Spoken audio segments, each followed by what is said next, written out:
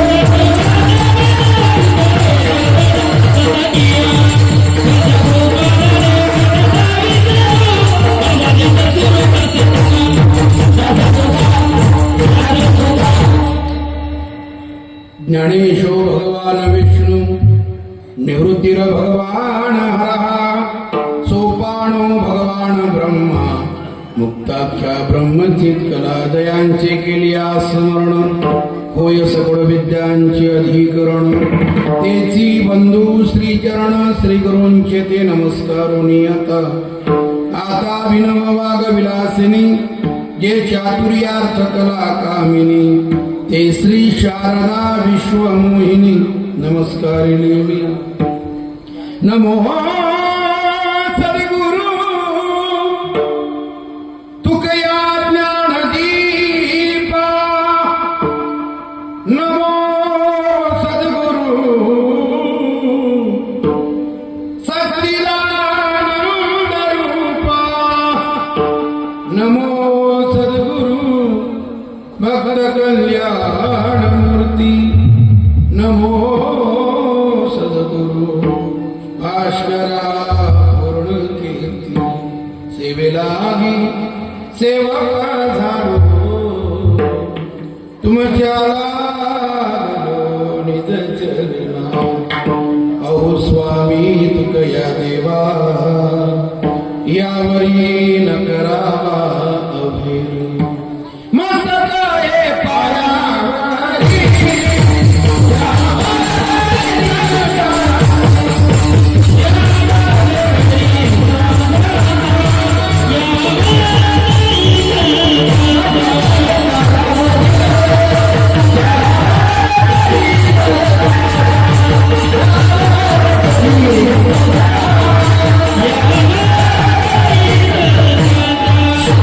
Let's go.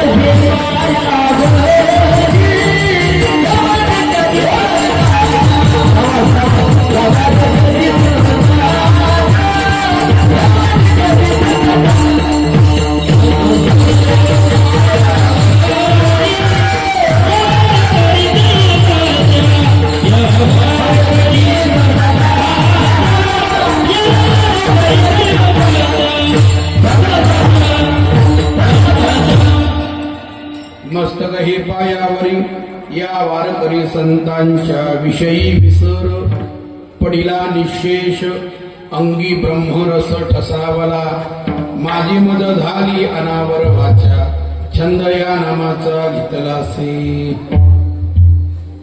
आपल्या विशुद्ध आणि निर्मळ अंतःकरणामध्ये भगवंताच्या भक्तीचा उदय होण्याकरिता या मातीला धन्यता प्राप्त होण्याकरिता या भारत देशाला पुन्हा वैभवाचे दिवस दाखवण्याकरिता आपली कुटुंब व्यवस्था पुन्हा एक रस होण्याकरिता आणि आपल्या आत्म उन्नतीचा पथ साकारण्याकरिता आपण सर्वजण मोठ्या श्रद्धेने आदराने आणि निष्ठेने या धर्ममंडपामध्ये उपस्थित आहात.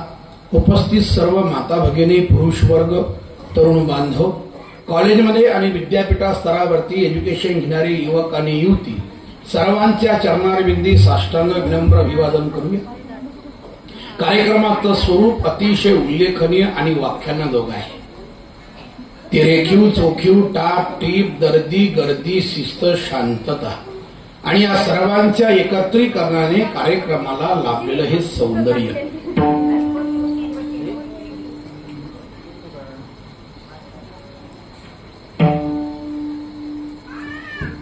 किती वर्णन करावं आणि काय वर्णन करावं शब्द अपुरे पडतील. या भक्ती सोहळ्यामध्ये इतका आनंद आहे. अनुकूल गायक वृंद आणि वादक वृंद आहे. अनुकूल टाळकरी मंडळी आहे. सप्तामध्ये अनुकूल गायक आहे, अनुकूल वादक आहे म्हणून सप्ताची फक्त शोभा नाही. साऊंड सिस्टीम अतिशय गोड आहे म्हणून सप्ताची फक्त शोभा नाही, तर या मंडपाला खरं चैतन्य आणि खरी शोभा ज्यांच्यामुळे या सप्त्याला लाभलेली आहे ते सर्व हे केशवबाबांच्या विद्यार्थ्यांचं कौतुक आहे की यांच्यामुळे या सप्त्याला एक आगळं वेगळं चैतन्य आहे. ही तर बात केले तर कदाचित शोभा आणि चैतन्य कमी होऊ शकते. यांच्या स्वरूपाने या सप्ताहाला अतिशय गोड अशी शोभा लाभलेली आहे. त्यांना मनापासून धन्यवाद. त्यांच्या अमृतमय वाणीमधून आपण कथा श्रवण करीत आहात ते हरिभक्त परायण साहेबराव महाराज कोरडे, त्यांनाही मनापासून धन्यवाद. मृदंगाचार्य विदर्भ भूषण श्री हरिभक्त परायण गजाननजी महाराज कवर या ठिकाणी उपस्थित आहेत. त्यांच्याही चरणारविंदी माथा विनम्र आहे. स्वर भास्कर, त्यांच्या नावामध्ये भास्कर आहे असे स्वर भास्कर हरिभक्त परायण भास्कर महाराज वाघ या ठिकाणी उपस्थित आहेत. एखादा वाघ जरी आला तरी भरपूर झालं. एखादा वाघ तरी भरपूर झालं. इथं दोन दोन आहे. त्याच्यामुळे आता काही घाबरण्याचं कारण नाही.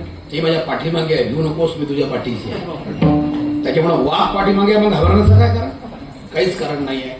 ज्ञानेश्वर महाराज वाघ या ठिकाणी उपस्थित आहेत. त्यांना मनापासून धन्यवाद. पांडुरंग महाराज रामकृष्ण या भागात आलो की नेहमी त्यांची भेट होत असते. त्यांनाही मनापासून धन्यवाद. गुरुकृपा साऊंड सिस्टीम अतिशय गोड आहे. एकदा साऊंडवाल्यांकरता जोरात टाळ्या वाजवा. काही सांगण्याची गरज नाही. मृदंगाचार्य खुश, गायक खुश, कीर्तनकारही खुश. कोणाबद्दल नाराजी व्यक्त करण्याचं काहीच कारण नाही आहे. आणि अतिशय महत्वाचं, एवढ्या लहान वयामध्ये किती कौतुक करावं शब्द अपुरे पडतील. ही कला अवगत करण्याकरता काही लोकांचं आयुष्य निघून जातं, पण ती कला अवगत होत नाही. त्याला सरस्वती मातेची कृपा असावी लागते, गुरूंची कृपा असावी लागते. एवढ्या लहान वयामध्ये विनायक महाराजांनी तयारी खूप सुंदर केली. एकदा मनापासून म्हणून म्हटलं गुरूंची कृपा लागते तुझ्यावरती आहे ती. आणि केशवबाबांनी अतपरिश्रमातून ही मुलं घडवले. मी नेहमी बोलतो, मागच्या ब्राह्मणवाडा करता मी आलो तेव्हा मी उल्लेख केला होता की बाबांची संस्था आणि त्या संस्थेमधले घडलेले विद्यार्थी, बाबा जे आपल्या अतपरिश्रमाने कष्टाने ती मुलं घडवतात, त्या संस्थेकरता गावातील नाही तर संपूर्ण विदर्भातील आणि महाराष्ट्रातून या संस्थेकरता सर्वांनी सहकार्य करावं ही माझी आग्रहाची विनंती आहे. सर्वांना आग्रहाची. त्याचं कारण असं आहे की ते आपल्या जीवनातला अमूल्य वेळ खर्च करून आपल्या मुलांना हे ज्ञानदान प्राप्त करून देतात जे आपण देऊ शकत नाही. आपण आपल्या कामात व्यस्त आहोत. हजारो विद्यार्थी घडवण्याचं कार्य जे करत असतात ते मोठे असतात. या समाजामध्ये आणि संप्रदायामध्ये कीर्तनकार मोठा नसतो, त्या कीर्तनकारला घडवणारे गुरुजी मोठे असतात. हे महत्वाचं लक्षात घ्या. गुरुजी मोठे असतात. संप्रदायामधला कितीही मोठा प्रसिद्ध कीर्तनकार ज्याच्यापुढे हजारो लोक असतात ऐकण्याकरता, तो मोठा नाही आहे. तर स्वानंद सुप्रेमासी सद्गुरू जोग महाराज शिक्षण संस्थेमधले आदर्श विद्यार्थी घडवले त्यांनी, ते शिक्षक वर्ग मोठे असतात, त्यांच्याकरता महत्वाचा मान. दुर्भाग्याने लोक मोठे होतात आणि पहिल्यांदा आपल्या गुरुला विसरतात. हे दुर्भाग्य आहे संप्रदायाचं. ते जिथं शिकले त्याचा उल्लेख करत नाही, ज्या संस्थेने मोठं केलं त्यांचा नामोल्लेखही करत नाही, स्वतःचा बडेजाव मिळवत असतात समाजामध्ये. हे दुर्भाग्य आहे. माणसाने सदैव शेवटच्या क्षणापर्यंत ज्यांनी घडवलं त्यांच्या नामाचा उल्लेख केल्याशिवाय, कीर्तनात सांगितल्याशिवाय कीर्तन पूर्ण करू नये. दोष लागतो माणसाला. स्वतःचा बडेजाव करू नये. ज्या संस्थेने तुम्हाला घडवलं त्यांचा उल्लेख करून कीर्तन करत चला. त्या गुरुवारांचं नाव सांगत चला की आम्ही वैकुंठवासी मोठे बाबांकडे शिकायला होतो, आम्ही वैकुंठवासी विठ्ठलबाबा घुलेंकडे शिकायला होतो, आम्ही वैकुंठवासी पांडुरंग महाराज वैद्य यांच्याकडे शिकायला होतो, आम्ही वैकुंठवासी नतोश्री बाबांकडे शिकायला होतो, आम्ही वैकुंठवासी निकम बाबांकडे शिकायला होतो, आम्ही वैकुंठवासी भजन विश्व संत बोधे बाबांकडे शिकायला होतो. हे माणसाने स्वाभिमानाने सांगितलं पाहिजे. त्याला हात लावून सांगितलं का? केले उपकार सांगू मी काय, बापन करी ऐशी माय. म्हणून या संस्थेमध्ये विद्यार्थी हजारो घडतात. जर विद्यार्थी मोठा झाला तर तो विद्यार्थ्याचा मोठेपणा नाही, ते आदरणीय केशवबाबांचा मोठेपणा. त्यांनी आपल्या जीवनातला एक एक क्षण यांच्याकरता घडवला आणि त्याला घडवण्याकरता त्यांनी तो खर्च केला. मनापासून सर्व गावकऱ्यांना धन्यवाद, मनापासून सर्व कार्यकर्त्यांना धन्यवाद, ज्यांनी याच्या कीर्तनाचं सौजन्य घेतलं. माझ्या आज श्री शिवाजी जनार्दनराव गायकवाड यांनाही मनापासून धन्यवाद. सकाळचे अन्नदाते श्री देवराव राजाराम बर्डे आणि रात्रीचे निवृत्ती नामदेव जमलं ना. एकदा अन्नदात्या करता टाळ्या वाजवा, मनापासून धन्यवाद. ज्याची खावी पोळी त्याची वाजवावी. जेवण केलं म्हटलं तर नाव घेणं आहे का नाही, कर्तव्य का नाही आपलं. तो म्हणे महाराज जेवले दाबून, नाव उल्लेखही केला नाही आमचं. त्यांनाही मनापासून धन्यवाद. सर्वांना गावातल्या तरुणांनाही मनापासून धन्यवाद आणि कीर्तनाकरता सुरुवात. विठ्ठल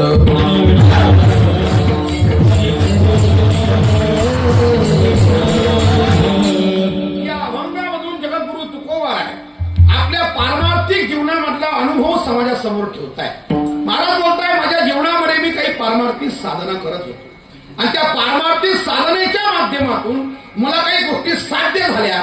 काय साध्य झालं, कोणती साधना केली, या दोन्ही गोष्टीचं दिग्दर्शन महाराज या अभंगामधून करताय. महाराज बोलताय साधना ही भगवंताच्या नामस्मरणाची झाली. साध्य काय झालं, त्या नामस्मरणाच्या साधनेमुळं मला जगातल्या संपूर्ण विषयाचा कायमचा विसर पडला. निःशेष या शब्दाचा अर्थ पूर्णपणे, सशेष नाही, कीर्तनापुरता नाही, हरिपडापुरता नाही, कथीपुरता नाही, निःशेष या शब्दाचा अर्थ पूर्णपणे.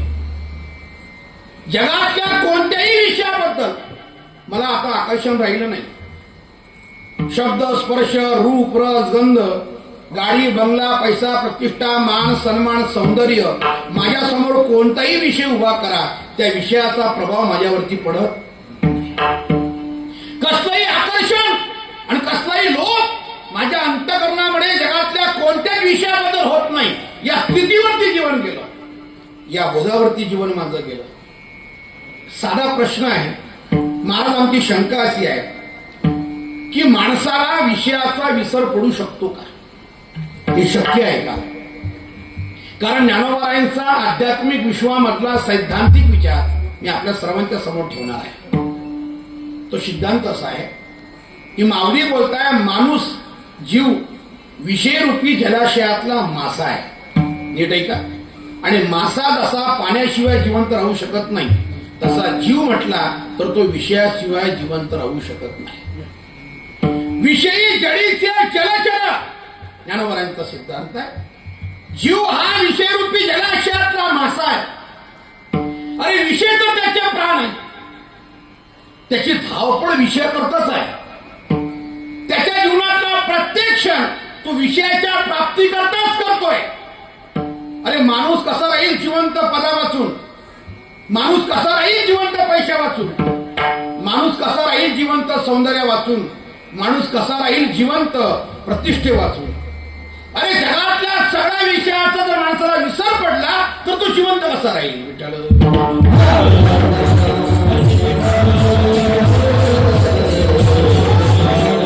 त्या विषयाचा आकर्षणपणा जर त्याच्या मनातून निघूनच गेला कायमचा तर तो जिवंत कसा राहील.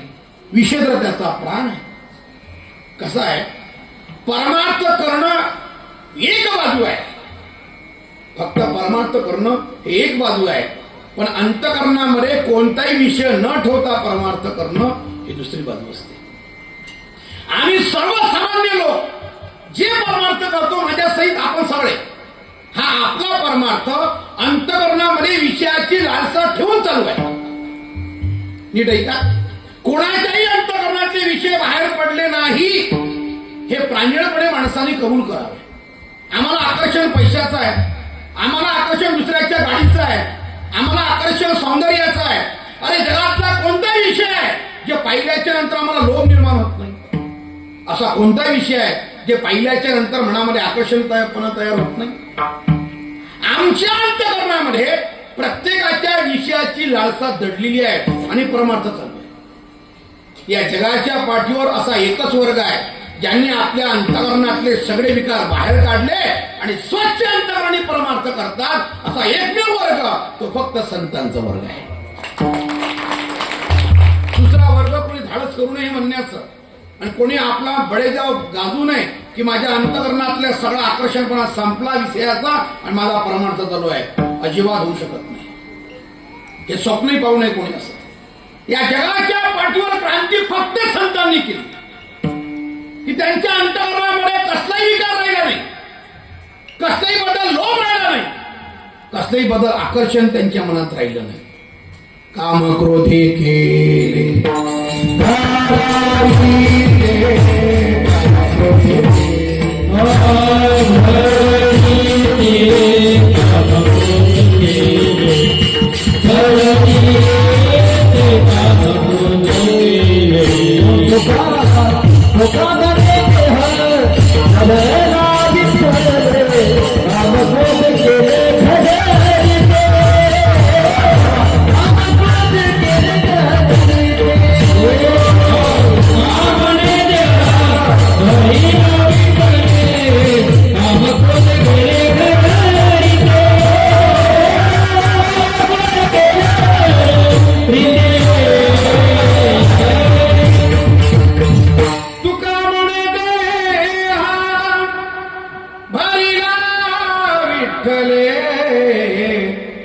काम क्रोधे केले घररिते. त्यांच्या अंतकरणात झाकून बघा, एकाही विषयाबद्दल अंतकरणात लोभ नाही, आकर्षण नाही, काहीच नाही. बारकाईने ऐका, वेदांत शास्त्राने दृष्टांत अतिशय गोड दिला, फार गोड. वेदांताने सांगितलं सामान्य माणसाचा देह आणि महात्म्याचा देह दिसण्याकरता वरून सारखा असतो, पण आंतरिक फार मोठा बदल असतो. तो बदल कसा असतो हे कळण्याकरता त्यांनी दृष्टांत फार गोड दिला. आपण जीवाची कार्य करून ऐका. वेदांत शास्त्राने सांगितलंय की हत्ती नावाचा प्राणी असतो आणि कवट नावाचं फळ असतं. कवट पाहिलं नाही पोरांनो? कवट पाहिलं ना? कवट माहितीये ना, ते जमिनीच्या आतमध्ये लागतं, बरोबर आहे ना?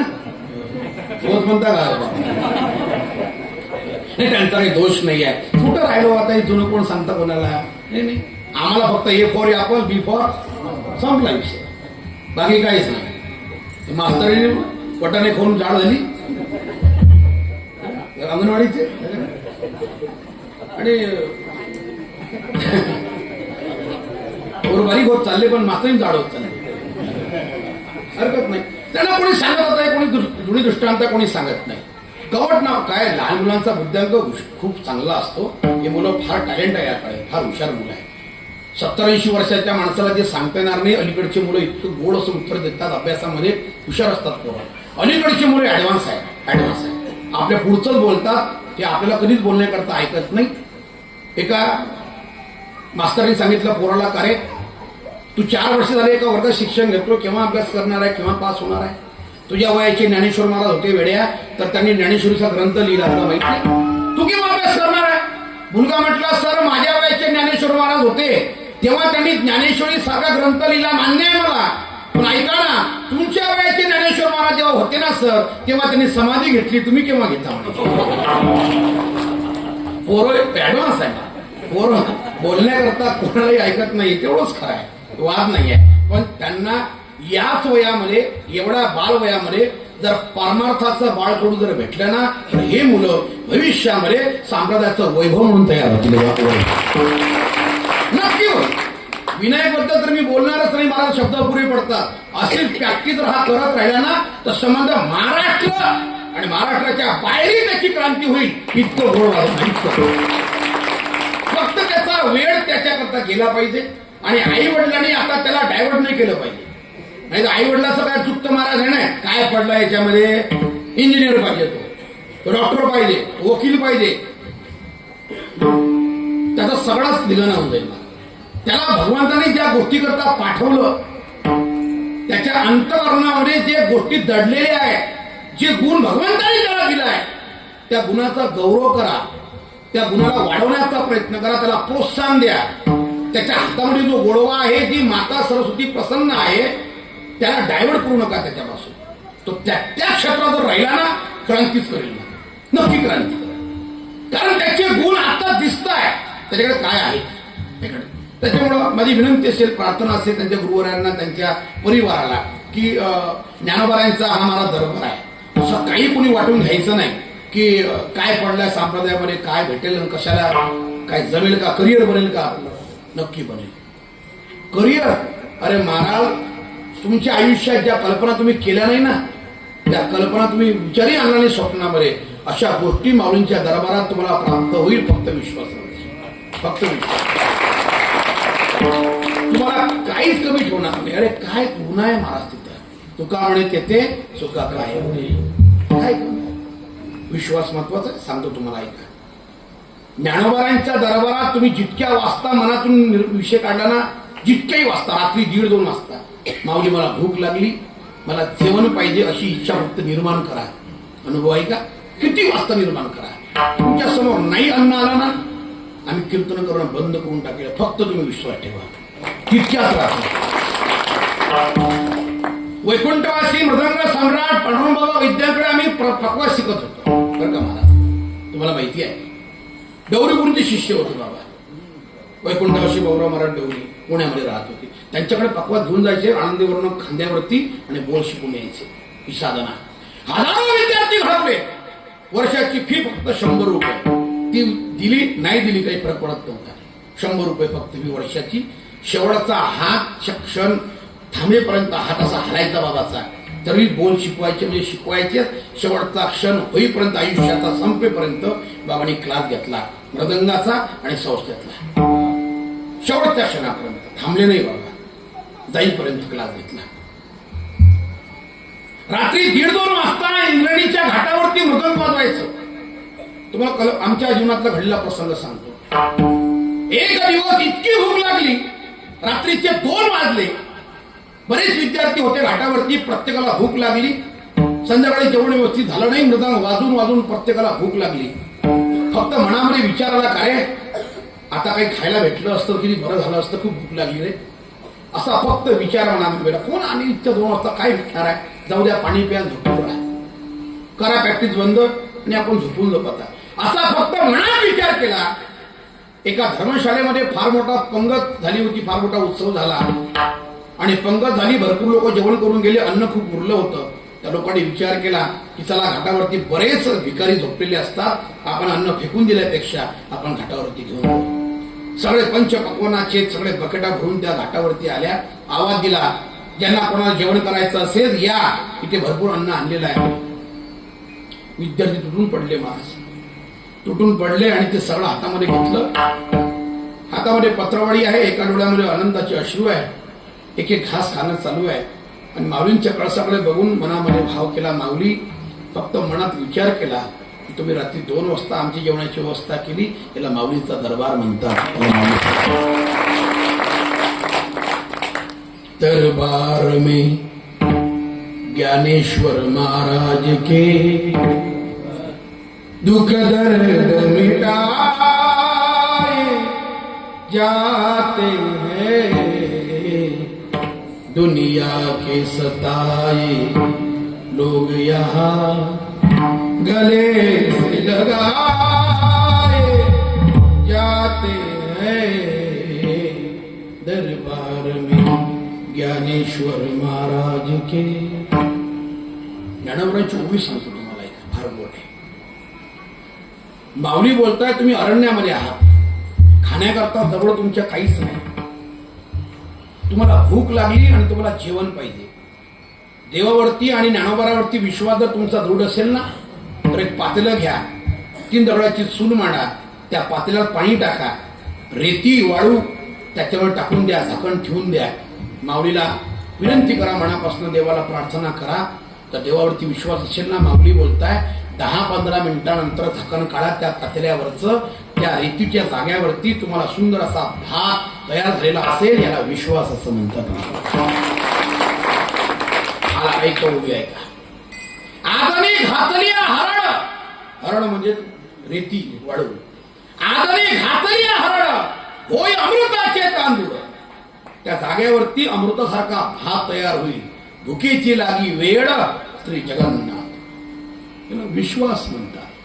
आपला विश्वास त्या क्षेत्रामध्ये कायम ठेवा, माऊलीवरती अपार श्रद्धा ठेवा, तुम्हाला आयुष्यात कशाचीच कमी पडणार नाही. हा संप्रदायाचा अनुभव आहे सगळ्यांचा.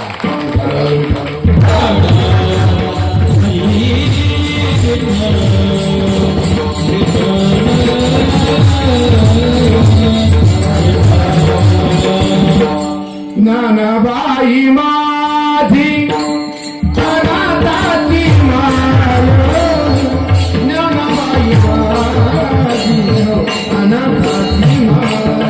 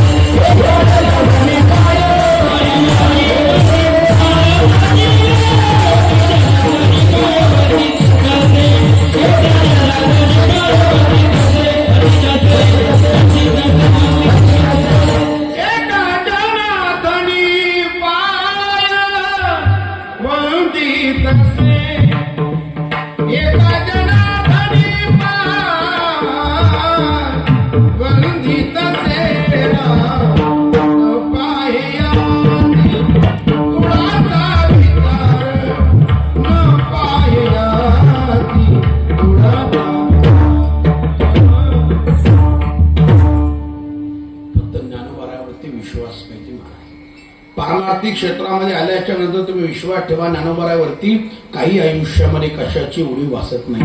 मी पुढचं सांगतोय का, वारकरी संप्रदायामध्ये प्रवेश केल्याच्या नंतर आम्हाला काही नाही कळलं तरी चालेल. आम्ही वारक झालो, गायक झालो, कीर्तनकार झालो, नाही झालो, काही हरकत नाही. पण आपल्या सर्वांना ज्ञानोबाराय कळले पाहिजे, माऊली कळली पाहिजे, माऊलींचा अधिकार कळला पाहिजे, माऊलींचं वलय कळलं पाहिजे, ज्ञानोबारांची कृपा कळली पाहिजे. एवढं कळलं ना, पण बाकी काही नाही कळलं तरी खूप, फक्त माऊली कळली पाहिजे. सांगू तुम्हाला, जसं मुलगा जन्माला आला, एका दिवसाचं लेकरू आहे, त्या एका दिवसाच्या लेकराला जगामध्ये काय चालू आहे कशाचंही त्याला भान नाही आहे, त्याला काहीच कळत नाही. नुकतंच जन्म आलेलं पोरग, त्याला काहीच कळत नाही. पण ऐका पुढचं, जरी त्याला काही कळत नाही पण त्याला फक्त आई कळते, त्याला आई समजते, त्याला आई समजते. आई त्याला एवढी समजते की जन्माला आल्याच्या नंतर अनेक बायकांकडे देऊन बघा त्याला, ते शांत नाही होत. कोणाही बाईकडे द्या त्याला, शांत न होतं. पण त्या आईच्या कुशीजवळ फक्त त्याला ठेवा, जग सामावलं त्याच्या आईच्या कुशीमध्ये, त्याचं मुलगा आपोआप शांत होत असतो. त्याला काहीच कळत नाही, पण त्याला हे कळतं की माझ्या आईचा स्पर्श आहे, ही माझी आई आहे. आणि आईच्या कुशीमध्ये त्याला झोपवलं की त्याला जग तिथे सामावल्यासारखं वाटतं, त्याला कोणाचीच गरज नाही, फक्त पुढचं सांगतो ऐका. आई त्याला जिवंतपणे समजते, हे नवल नाहीये. त्याची आई जगातून निघून जरी गेली ना, त्याची आई मरण पावली तरी त्याला समजते की माझ्या आईचा स्पर्श आहे. एवढा अनन्य असतो त्याच्या आईशी तो. एका बाईने मुलाला जन्म देताना मरण पावली बाळंतपणामध्ये. जगातलं सर्वात मोठं दुःख, जगातलं सर्वात मोठं दुःख, मुलगा जन्माला यावा आणि आईचा निरोप त्याला घेण्याचा प्रसंग यावा, आई निघून जावी, जगातलं सर्वात मोठं दुःख. त्याच्या आईचं अप्रेत समोर बांधलेलं आहे. त्या मुलाला सगळे लोक शांत करण्याचा प्रयत्न करत आहेत. एका दिवसाचं लेकरू, त्याच्या आजीने घेतलं, आत्याने घेतलं, मावशीने घेतलं, सर्वांनी घेऊन बघितलं.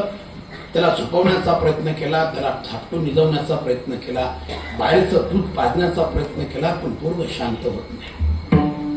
त्याचा रडण्याचा आकांत बघून, त्याच्या डोळ्याच्या आसवांनी आणि त्याचं किंचाळणं, त्याचं रडणं हे पाहून प्रेत यात्रेमधल्या प्रत्येक हृदयाला माणसाच्या पादर फुटला आणि प्रत्येकाने आपल्या आसवांना वाट मोकळी करून दिली.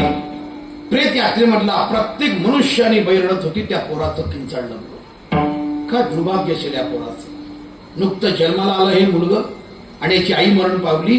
कोणी समजून सांगावं याला आता, इथून पुढे तुला आईचं प्रेम कोणी देणार नाही बाळा, तुला असंच जीवन जगावं लागेल, रडू नको, शांत होऊन जा, तुला जगावं लागेल आईशिवाय.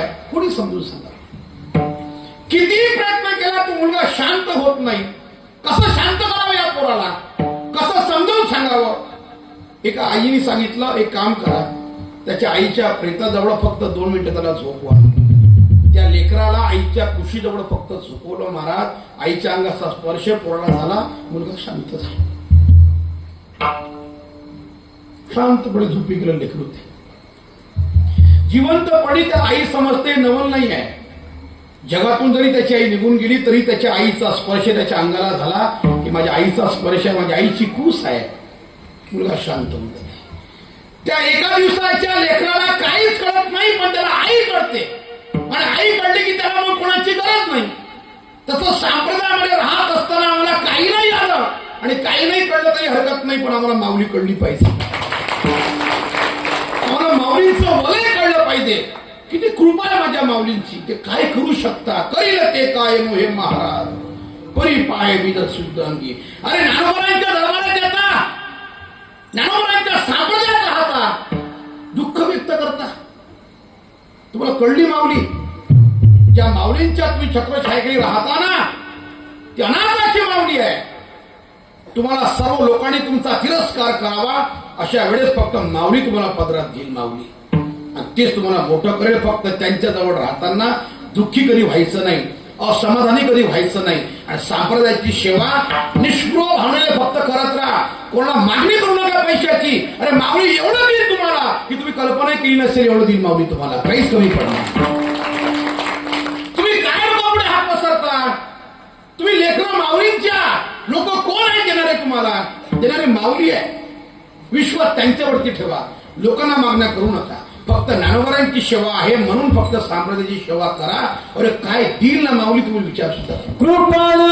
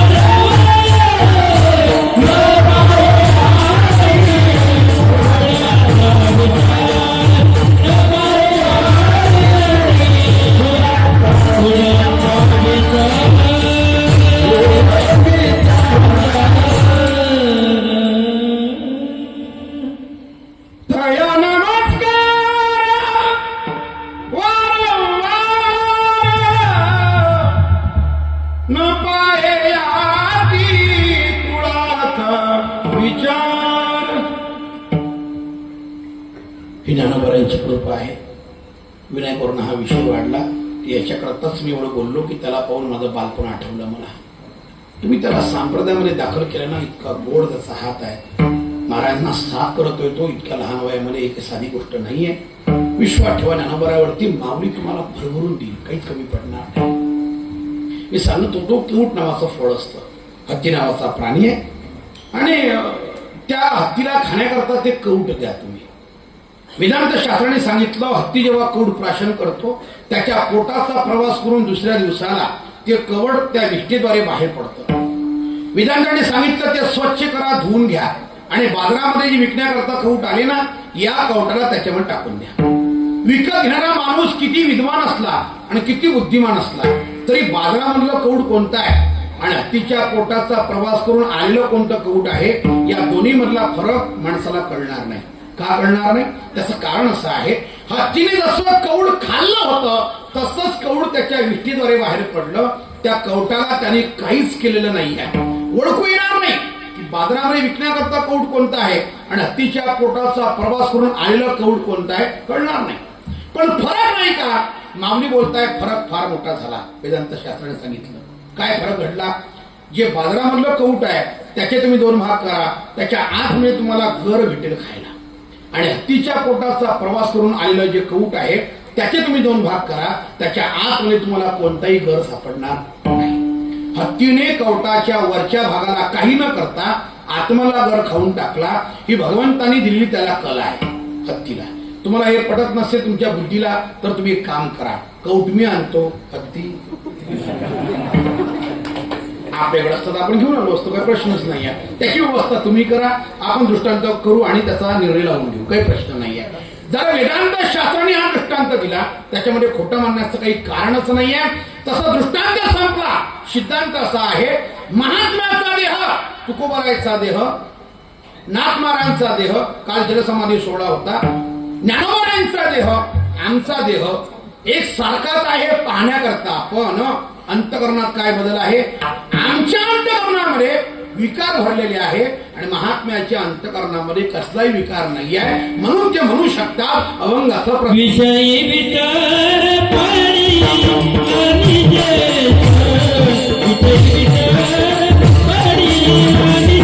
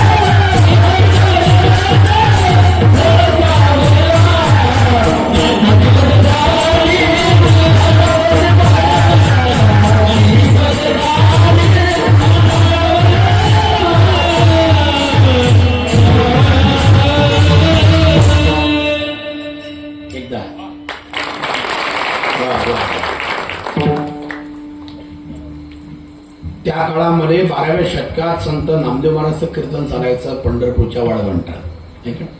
आणि त्याही काळामध्ये पहिला चाल म्हणण्याचा अधिकार ज्ञानेश्वर महाराजांना होता आणि आपला योगायोग ज्ञानेश्वर महाराज चाल म्हणण्याकरता आहे आपल्या कीर्तनात. माऊलींचा अधिकार धनी म्हणे ज्ञानदेवा माऊलींचा अधिकार त्या फळावरती पहिली चाल म्हणण्याचा अधिकार माऊलींचा. योगायोगानं भास्कर महाराज आहे, माऊली आहेत आपल्या कीर्तनामध्ये, त्यांच्या रूपाने माऊलीच आहेत आपण असं समजूया. कारण संप्रदायामध्ये ज्यांचं नाव ज्ञानेश्वर असतं त्यांना ज्ञानेश्वर म्हणत नाही तर मग माऊली. एकेरी शब्द आपल्या मुखातून माऊलींचा येऊ नये म्हणून नाव ठेवलं आई वडिलांनी तर आपण त्यांना माऊली म्हणायचं असतं. ते माऊलीसारखे वागू अथवा न वागू हे तरी सांगत बरं हे माऊ, पण बरेच ज्ञानेश्वर आहेत पण ते वागू अथवा न वागू आपण माऊलीच म्हणायचं का. आपल्या मुखातून शब्द ज्ञानेश्वर एक आला की आपण माऊलींचा होतो, त्यांचा नाही होत, आपण माऊलींचा होतो. म्हणून संप्रदायात अशी पद्धत आहे, नाव ज्ञानेश्वर असलं की ज्ञानेश्वर असं म्हणायचं, ज्ञानेश्वर ये ज्ञानेश्वर असं माऊली या, कारण ते माऊलींचं नाव आहे. निवृत्ती नाव असलं काय म्हणायचं, दादा म्हणायचं. पद्धत आहे संप्रदायामध्ये. सोपान नाव असलं तर काय म्हणायचं, काका म्हणायचं. मुक्ता नाव आहे तर काय म्हणायचं, ताई म्हणायचं, आई म्हणायचं. मुक्ताई, मुक्ताबाई असं मुक्ताने म्हणायचं. एकही शब्द नाही घ्यायचा का, तो अपमान त्यांचा आहे, साधू संतांचा आहे. म्हणजे पद्धत आहे. माऊली योगायोग नाही बरं का हा प्रश्न आहे, तुम्ही लावून घेता मला फार नाही. हे आपल्या संप्रदायाची पद्धत आहे. आपलीच माती आपलीच माणसं आहे, आपले झाडेन आपलीच कंस आहे. योगायोगाने अतिशय सुंदर असा योग. महाराज बोलताय आमच्या अंतकरणामध्ये आता कसलाही विकार राहिला नाही. आम्ही म्हणू शकतो की विषयी विसरला पडला निश्चय. आम्हाला कशाचं आकर्षण राहिलं नाही. आमच्या समोर कोणालाही उभं करा आणि कसलीही विषयाची रांग लावा, आम्हाला त्याचा काही फरक पडत नाही. विवेकासहित वैराग्याचे बळ आणि दगदगीत ज्वाळ अग्नी जैसा, हे त्यांचं वैराग्य. ज्ञानोबारांचा सिद्धांत ऐका, माऊलीचा दृष्टांत अप्रतिम आहे, अप्रतिम. ज्ञानोबारांसारखा दृष्टांत प्रभू व्यक्ती महत्व या अवनीतलावरती शोधूनही सापडणार नाही. दृष्टांत द्यावा तो फक्त ज्ञानेश्वर महाराजांनी. ज्ञानेश्वर महाराजांसारखा अभ्यासक, समीक्षक, चिकित्सक असा लेखक आणि वक्ता या महाराष्ट्राच्या धरेवरती पुन्हा कधीच जन्मणे शक्य नाहीये. हे तुमचं माझं भाग्य की ज्ञानोबारांचा जन्म महाराष्ट्रात झाला. हे तुमचं माझं. मला माऊली आवडतात, मी त्यांच्या छत्रछायेत राहिलो म्हणून नाही, मी आधी काही वर्ष अभ्यास केला म्हणून माऊली मला आवडतात अजिबात नाही. एवढंच त्याचं कारण नाही आहे.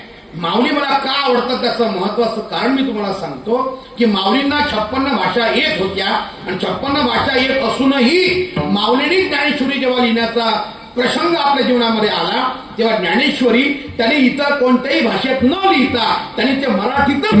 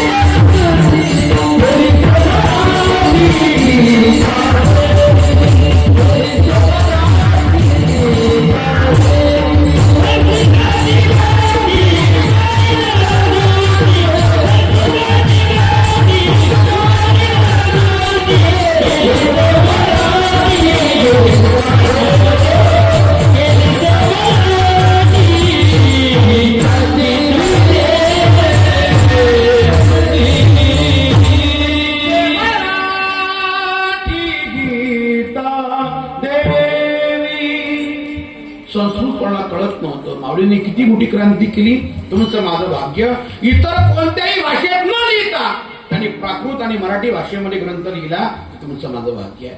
जर त्यांनी वेगळ्या भाषेत ग्रंथ लिहिला असता तर आम्ही वाचण्यापासून वंचित राहिलो असतो कोणी. आणि तसंही आम्ही मराठीत असूनही वाचण्यापासून आहोत की वंचित. आपण कुठं ज्ञानोबारांच्या ज्ञानेश्वर जीवन जगतो, कुठं आपला संबंध येतो त्यांचा, घरात बांधून ठेवलेली आहे, त्यात काही शंका नाही आहे. पण त्यांचा आपला कुठं संबंध आहे, कुठं संबंध आहे. आम्ही संप्रदायात राहतो, दररोज कथा कीर्तन ऐकतो, वाचावी ज्ञानेश्वरी अभंग आमच्या पाठही आहे, पण खरंच वाचतो का हा मोठा जटिल प्रश्न आहे. हा संशोधनाचा विषय आहे. की या मंडपात असणारे कित्येक वारकरी लोक माझ्या सहित ज्ञानोबरायांची ओवी वाचल्याशिवाय त्यांचा दिवस जात नाही असं धाडसाने म्हणणारे लोक किती आहेत, हा फार मोठा संशोधनाचा विषय. किती दुर्भाग्य मोठं आहे.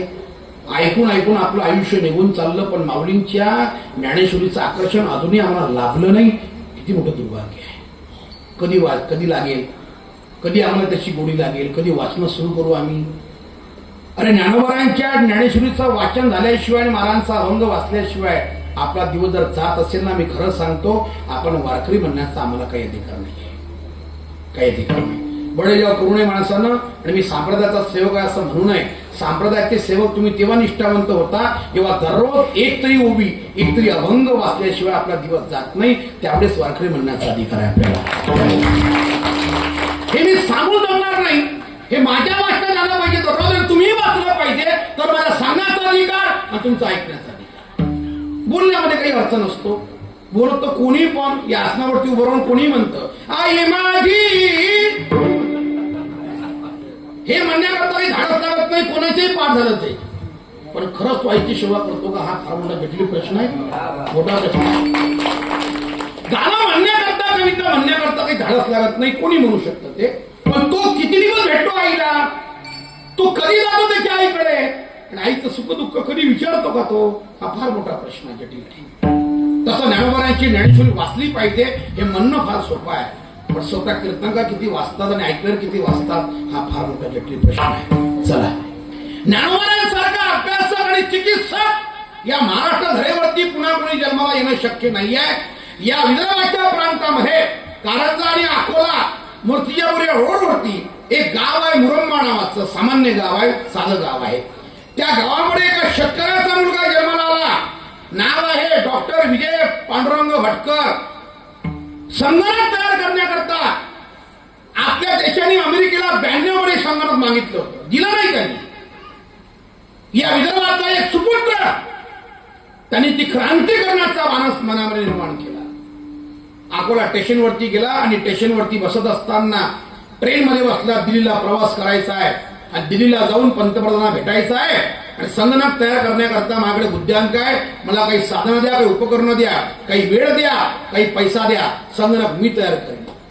जेव्हा निघाला तो मुलगा, तेव्हा त्यांच्या वडिलांनी त्यांच्या हातामध्ये एक वस्तू दिली होती. संपूर्ण संगणक तयार झालं.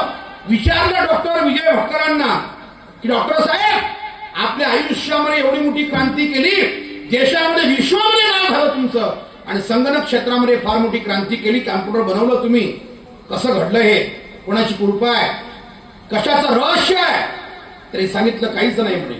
गावावर निघालो, ट्रेनमध्ये बसलो, अकोला स्टेशनवरती माझे वडील मला साळ करण्याकरता आले आणि मला सांगितलं, विजय, ज्या कामाकरता निघाला ते कामामध्ये यशस्वी होऊन जा बाळा, तू अपयशी तू होणारच नाही, नक्की यशस्वी होशील, पण माझी गोष्ट लक्षात ठेव, हे तुला जी वस्तू मी हातात देतोय ना, हे वाचल्याशिवाय कधी आपला दिवस पूर्ण करू नको. ती वस्तू होती ग्रंथराज ज्ञानेश्वरी.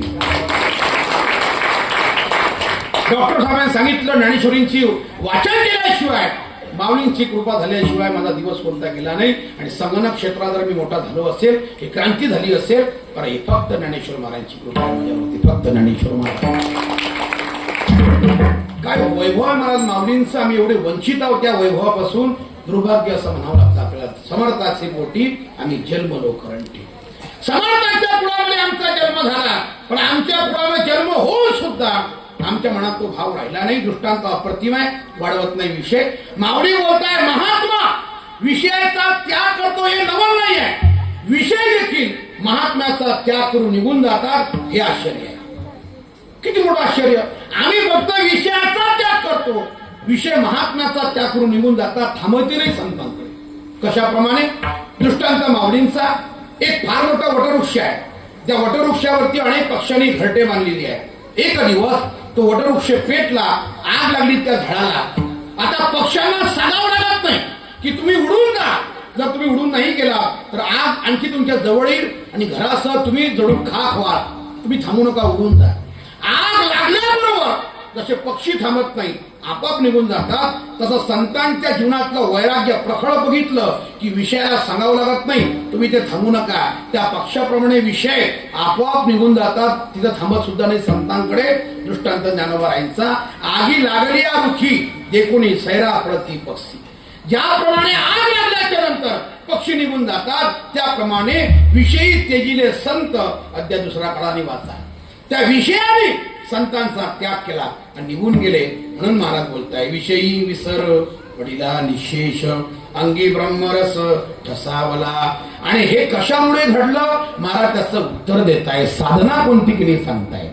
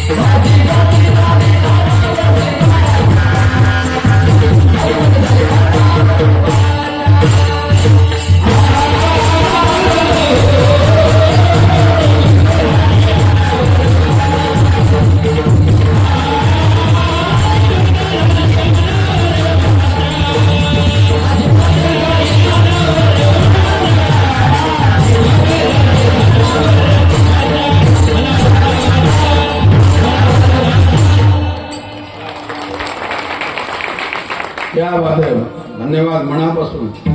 किती झाल्या चाली काही आम्हाला लक्षात नाही आलं. 4 झाल्या, 3 झाल्या. तुम्ही मोजल्या बरोबर आहे, बरोबर लक्षात ठेवा तुम्ही. एका चाली म्हणण्याची वेगळे असतात, 3 म्हणल्या तर ती वेगळे असतात. बरोबर ऐकून ठेवा. मग ते म्हणतात बिचारे आपल्या प्रेमास्तव, ते काही वाढून मागणार नाही तुम्हाला. पण माझी अशी इच्छा आहे मनापासून की स्वर्गातले गंधर्व कसे गातात मी तर पाहिले नाही, तुम्ही पाहिले नाही. ऐका, स्वर्गातले गंधर्व कसे वाजवतात कसे गातात आम्हाला माहिती नाही आहे, आम्ही पाहिले नाही. पण एवढं नक्कीच सांगावं लागेल या ठिकाणी की गजानन महाराज, भास्कर महाराज, ज्ञानेश्वर महाराज यांच्यापेक्षा चांगले गात नसतील आणि वाजवत नसतील एवढं मात्र. यांना पाहून अशी प्रचिती होऊ शकते की ते याप्रमाणे गात असतील आणि वाजवत असतील. महाराज ती स्वर्गातले गंधर्व आहेत आणि गातात वाजवतात. आणि हे सुद्धा शापित गंधर्व आहे या मूर्ती लोकातले. त्यांना पाठवलं भगवंतांनी, या ठिकाणी जा, आपल्या कलेचा आविष्कार लोकांपर्यंत पोहोचवा, लोकांना आनंद द्या. आनंद या जीवनाचा सुगंध परी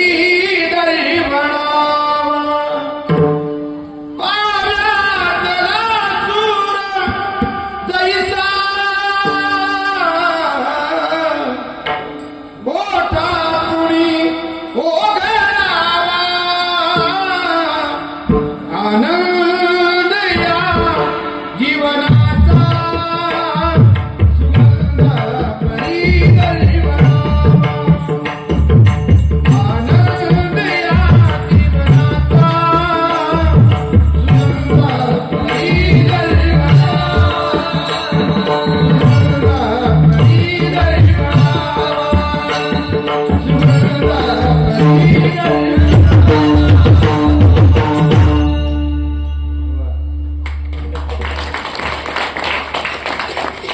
त्या कलेमध्ये माणसं इतके मंत्रमुग्ध होतात महाराज. या कलेमुळे लोक आपलं दुःख विसरतात, स्वतःला विसरून जातात आणि हा जवळचा स्वतःचा आनंद दुसऱ्यांपर्यंत पोहोचवतात हे लोक महाराज. कलेचं मोल जगाच्या पाठीवर कोणीच करू शकत नाही, कोणीच नाही. असा श्रीमंत माणूस जन्माला यायचा आहे जो कलाकाराची कला विकत घेऊ शकतो, असा माणूस अजून जन्माला यायचा आहे. विकत नाही घेऊ शकत कला. फक्त तुम्ही त्याला जे मोल देतो ना आपण, हे त्यांच्या कलेचं मोल नाही आहे. मग त्यांनी ती कला प्राप्त करण्याकरता जो वेळ खर्च केला, त्या वेळेचे पैसे आहेत ते बाकी काही नाही आहे. आपण कला नाही विकत घेऊ शकत. त्याने आयुष्यात खर्च केले काही क्षण ते प्राप्त करण्याकरता, हे त्याचं मोल आहे. कलाकाराची कला कोण विकत घेऊ शकतं महाराज? कोणाची ताकद आहे, अनमोल अशी कला आहे, कोण विकत घेऊ शकतं? जी जुनी स्वतः चंदनाने दुसऱ्यास मधुगंध द्यावा. स्वतः झिजले ते आणि तो आनंद लोकांपर्यंत ते पोहोचवतात. त्यांना बघून मला खूप मनस्वी आनंद झाला. एकदा या सगळ्यांकरता जोरात टाळ्या वाजवा. आणि कसं असतं केशवबाबा तुम्हाला सांगून जातो गावातल्या तरुण लोकांना, गावात आलेला कलाकार, गावात आलेला गुणीजन आणि कीर्तनकार हा जर प्रसन्न करायचा असेल, खुश ठेवायचा असेल, तर दररोज 2-2 मुलं यांच्याकडे पाठवायचा. दररोज बदलून पाठवायचे आणि त्यांना म्हणायचं गजानन बाबा काय मृदंग वाजवला तुम्ही आज. यांना म्हणायचं माऊली काय गोड चाली म्हटल्या तुम्ही. दुसऱ्या दिवशी परत 2 मुलं वेगळे पाठवायचे. तेच पाठवसा शंका येईल त्यांना, हे काहीतरी वेगळाच प्लॅन चालू आहे यांचा. दररोज 2 पोरं पाठवायचे. 7 दिवस त्यांना खुश ठेवायचं, प्रसन्न ठेवायचं. त्यांना एवढंच म्हणायचं जा त्यांना भेटा, म्हणा तुमचा नंबर द्या बरं. 7 वाजता आमच्या भागात आणखी एका ठिकाणी नंबर द्या तुमचा. इतकं बरं वाटतं महाराज त्यांना. शेवटच्या दिवशी काही बुक्का लावताना कमी जास्त झाली समजा, ते नाराज होत नाही. हे टेक्निकल आहे माणसं खुश ठेवण्याची. ते ठेवत जा तुम्ही. मला फार बरं वाटलं. 4-5 चिमुकल्या मुली मी आलो तर माझं स्वागत केलं होतं त्यांनी. किती गोड. त्यांच्याकरता जोरात टाळ्या वाजवल्या. अगदी नटून टटून आल्या बिचाऱ्या आणि मस्त माझं स्वागत केलं मंडपापर्यंत. त्यांना पाहून मला असं वाटलं आता पाकिट घ्यायला परवडतच नाही आपल्याला. काही घेऊच ना. काय महाराज स्वागत केलं हो. एवढं स्वागत तर लग्नात नाही केलं आपलं कोणा. एवढं गोड स्वागत केलं. पाकिट टाकत या महाराज, या महाराज. सजा दो घर को गुलशन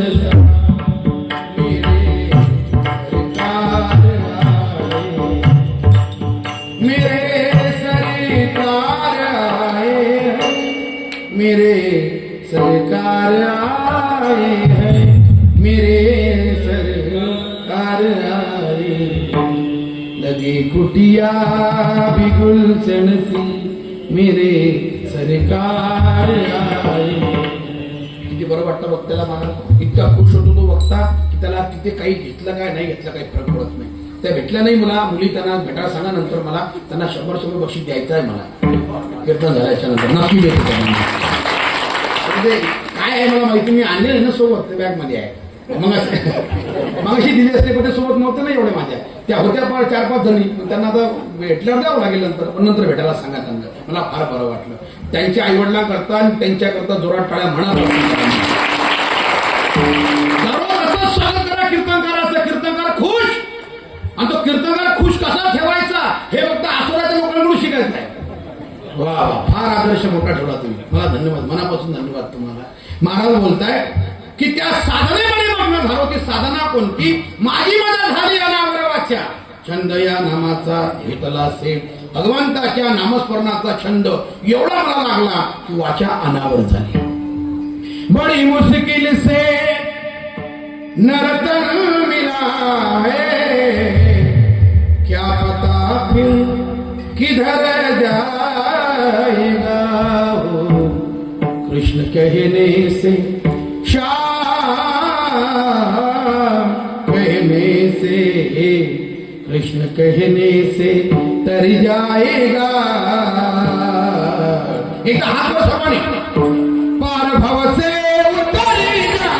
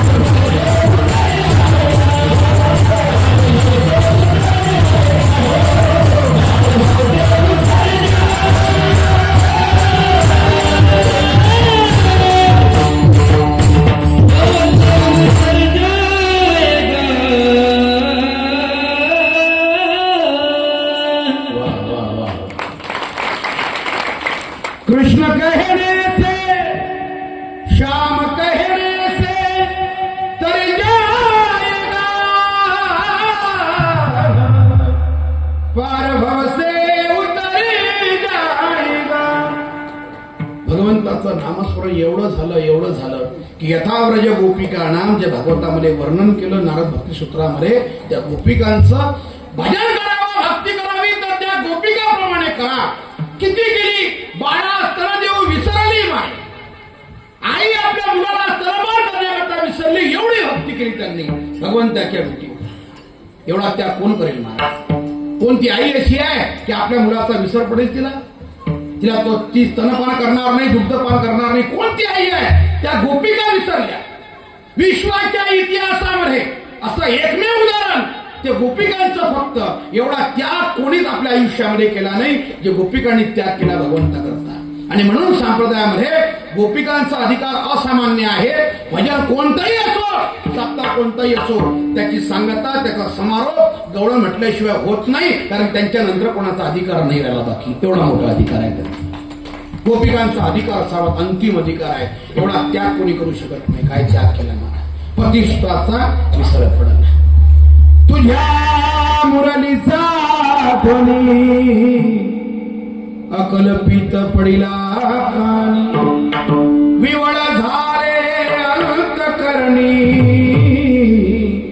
मी घरधंदा विसरले. काळकरी मृदंगाचार्य माझ्यासोबत फक्त जोराने ताकदीने वाजवा. आहारे सावळी आगैसी वाजवली मुरली,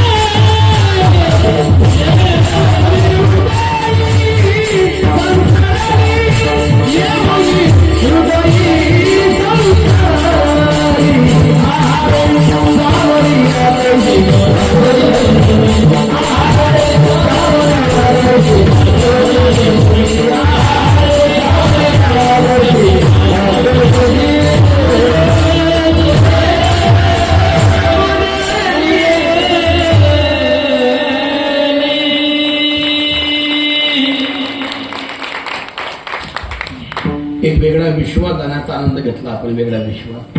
कोणी आज आपण 2 मिनिटापूर्वी भानावर नव्हतो, कारण हे संगीताची ताकद आहे, कलेची ताकद आहे. ती स्वतःचा विसर पाडते ही कला.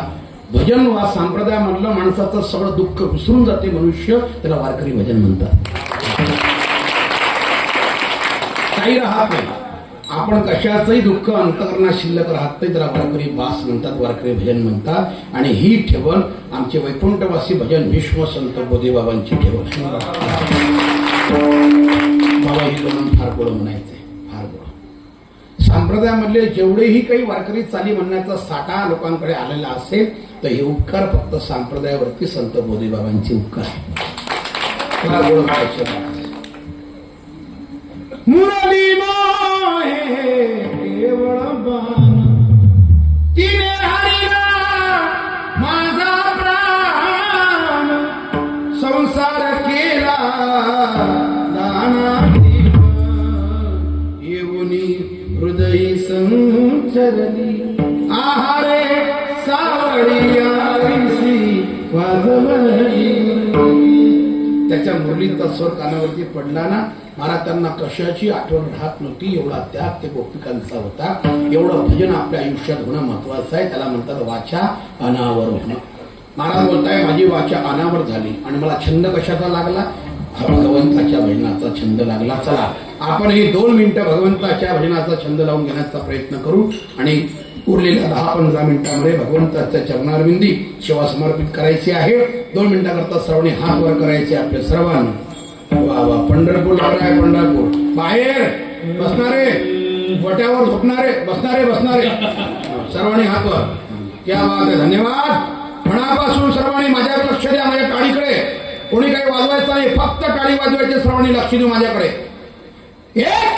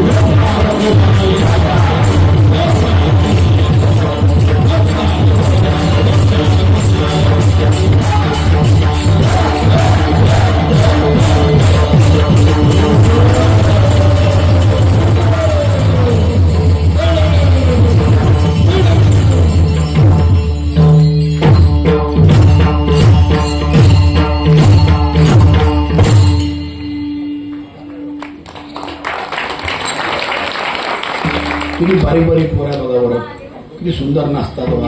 कोणी कन्या पुत्र होती जी सातवी दयाचा हरिख वाटे देवा. कीर्तन झाल्याच्या नंतर दर्शन घ्या माझं. 100 रुपये घ्या. नाही बोललो आणि म्हटलं बरं आहे आपल्या भेटे 100 रुपये भेटेल काल्याच्या दिवशी सगळ्यात अगोदर केशवबाबा सन्मान यांचा करा या बारीक पोरांचा सगळा अगोदर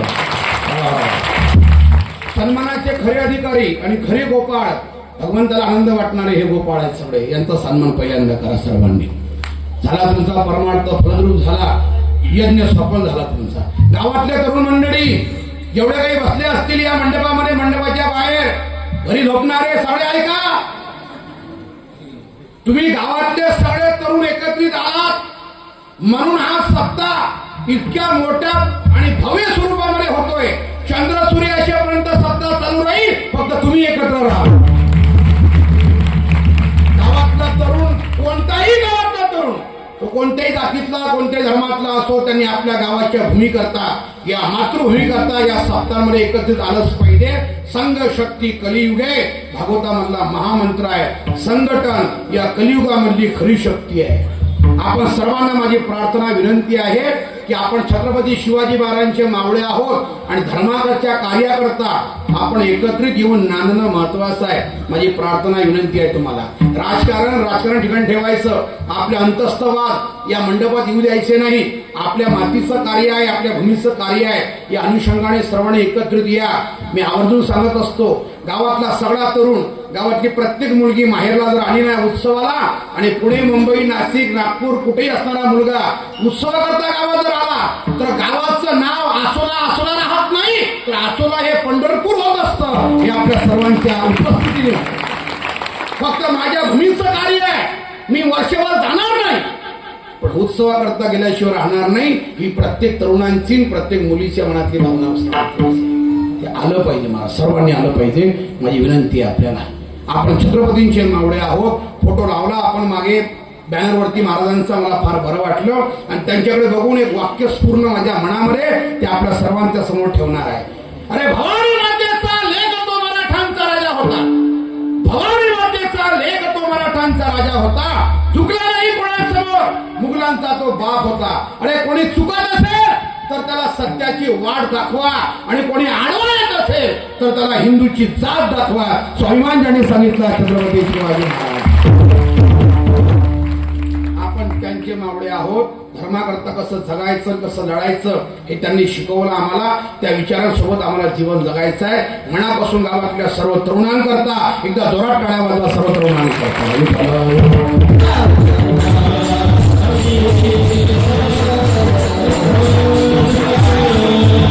एवढं नामस्मरण करतो मी एवढी आवड लागली मला त्या नामस्मरणाची की लाभाची असोसे पुढे चाली म्हणा धनाचा कृपणा लोभ दैसा कंजूस माणसाला जेवढा लोभ त्या पैशाचा असतो जेवढी आवड त्याला असते तेवढी आवड माझ्या अंतकरणामध्ये फक्त नामस्मरणाची झाली आणि छंद लागला माझ्या अंतकरणाला माझ्या मना लागो छंद नित्य गोविंद गोविंद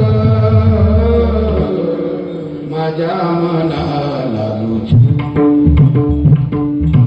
जिन जिन दे ये मोती लूटे वे तो माला माल हुए धन दौलत के बने पुजारी आखिर वे कंगाल हुए सोने चांदी वाले सुन लो बात बताओ खरी खरी ले लो रे कोई राम का प्याला शोर मचाओ गली गली राम नाम के हीरे मोती मैं बिखराऊं गली गली ले लो रे कोई राम का प्याला शोर मचाओ गली गली महाराज बोलता है जिन जिन ने ये मोती लूटे वे तो माला माल हुए और धन दौलत के बने पुजारी आखिर वे कंगाल हुए भगवंताच्या नामस्मरणाचा छंद लागला जीवनाची इति कर्तव्यता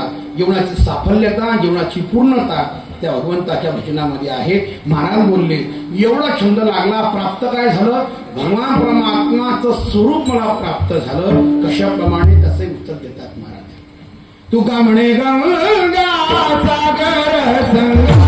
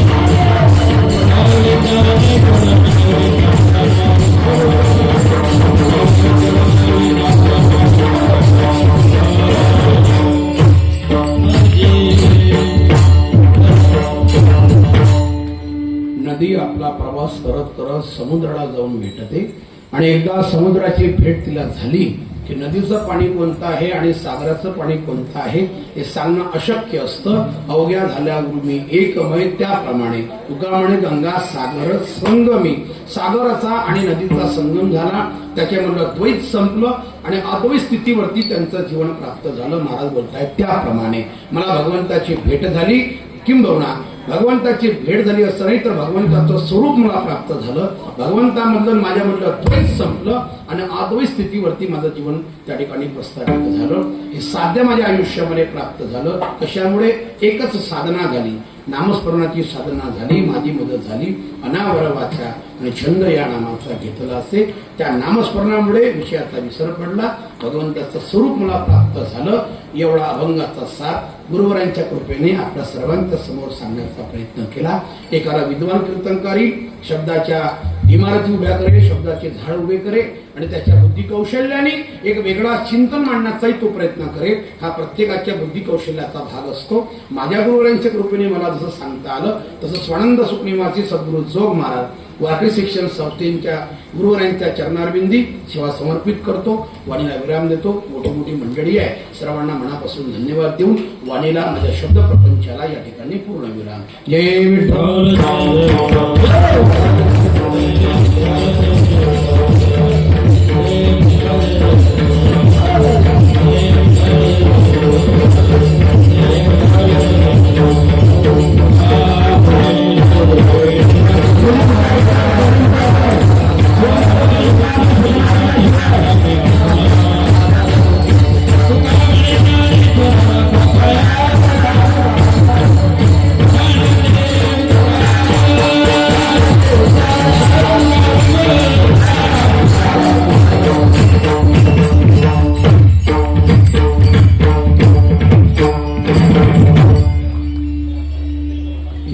आज या ठिकाणी